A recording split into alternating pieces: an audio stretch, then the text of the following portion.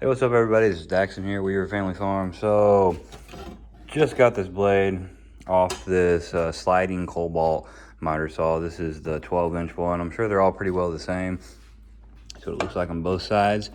So I'm quickly going to try to show you how you can take off the blade since there's not a ton of information out there about it. As you can see, I just got this blade off and I'm going to be putting on this blade I have right here, more for fine woodworking.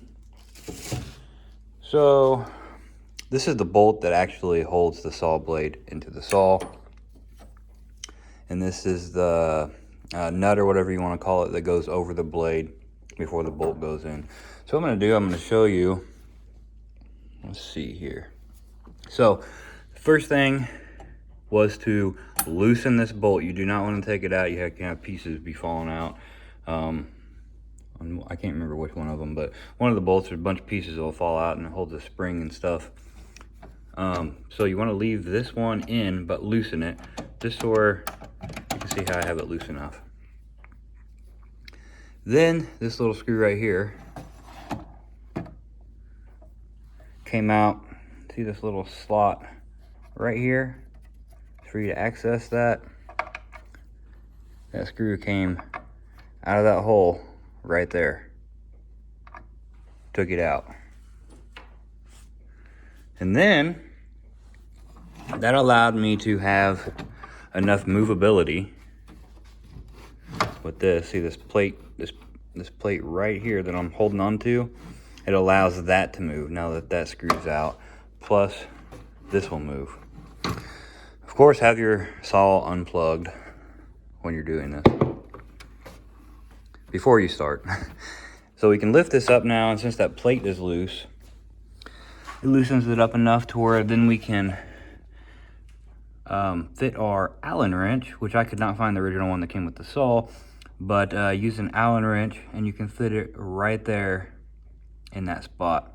So what I'm going to do is I'm going to try to get that blade on there, and I'll kind of be working backwards, I guess. Okay, so with this lifted up, I'm able to slide the saw blade back in there, and you can see it sets right over. It's kind of hard to do with holding it. This hole right here, the saw blade slides right over it, and there's a washer that goes behind it as well. And then I'm able to take this piece and put this piece back on. So you rotate it just right, and it will set right in spot for you. Now I can go through and I'm gonna try to hold my phone with one hand here. Here's my bolt. And with this lifted up, I should be able to redirect it right back in here. Maybe get it started, maybe not. It is kind of in a pain in the butt station. I'm gonna have to set the phone down. All right, so I got it started. Not sure how well you can see right back in there. It's this bolt right here. I have my Allen wrench into. And so normally, you know, it's righty-tighty, lefty-loosey with saw blades. It's backwards. So I'm gonna go ahead and I can start twisting this one.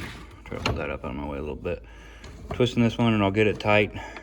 This is a little easier to turn this way. And then when it gets, I get this in enough, I have to hold that button over on the other side. All right, there it is. So it's getting tight, and you see the saw blade starting to move now. I have enough tension on it. That's when I will take this out and I'll put it in this way so I can get some more leverage. And you have a button on this side right here. You hold that, push down on that, and you'll feel when it finally gets into the slot to where it can lock the saw blade. And it's kind of difficult, especially holding this up. But it's better if you don't take this off. But you hold this up, and you're able to hold down this button until you'll feel the blade kind of lock, and then you're able to continue tightening this, or the same way around when you're loosening it. You'll hold this little button down right here until you'll feel the blade lock. Once you turn it so much, it'll kind of lock into place, and it'll stop the blade, and then you should be able to continue to tighten. All right, so got the blade bolt back in there. set this here. And I got this little dude, which is actually a Phillips screw in this case. It might change over time, or some models, I don't know if they use different, but I assume they're probably all built the same. I'll try to balance this on my screwdriver. I'm probably gonna drop it, but oh, there it is. And this will twist right in here.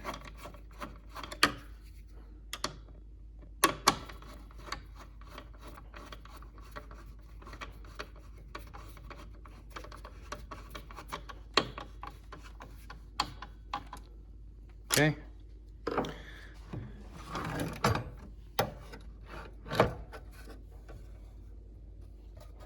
And I didn't get that, so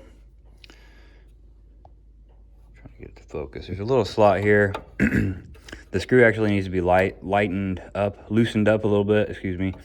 And this little slot that's right here needs to go down under the screw a little bit to prevent this, because see, this deal's still moving. I missed it. So I'll have to loosen that back up a little bit.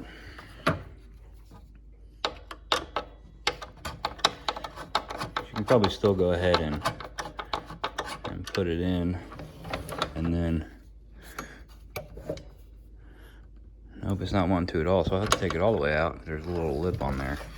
Actually, never mind. Don't have to take it all the way out, but loosen it quite a bit, and then I don't know if you can see that black back there very good. See the slot above the bolt? That needs to slide down onto it.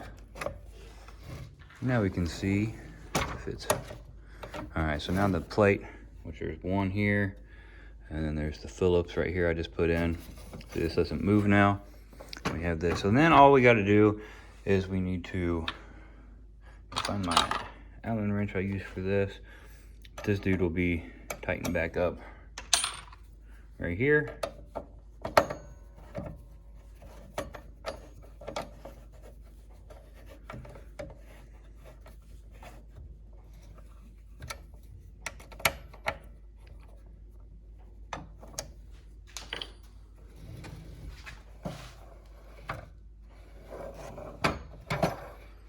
Alright, I'm gonna check just to make sure the blade's not like wobbly or nothing like that.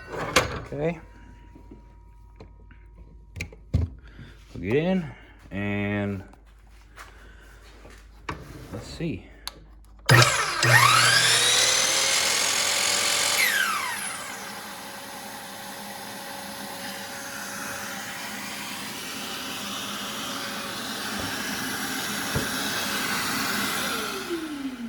So I have the saw that automatically, or the vacuum on this switch deal that automatically turns on. That's why I had to wait a second. When it notices electricity being pulled from the saw, it turns on the vacuum, which I still have rigged up here. I'm just sitting back here, but I got that on Amazon. It was like $30, but when it senses the saw kick on, it'll tell my vacuum that I have plugged in, a little shop vac down there. So it's nice. I think that's pretty well all. Hopefully this helped you. It'd be the easiest way without things falling apart. I know there's not really a whole lot of directions out there on it. So hopefully this helps. Thanks for watching. See y'all later. Bye-bye.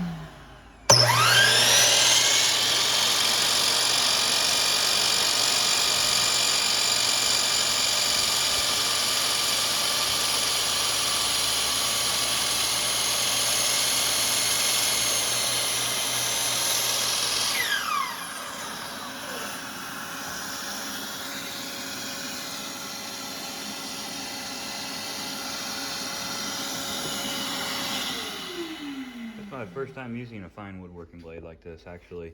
This is what my other saw blade did. A lot more rough, and it was starting to get pretty dull.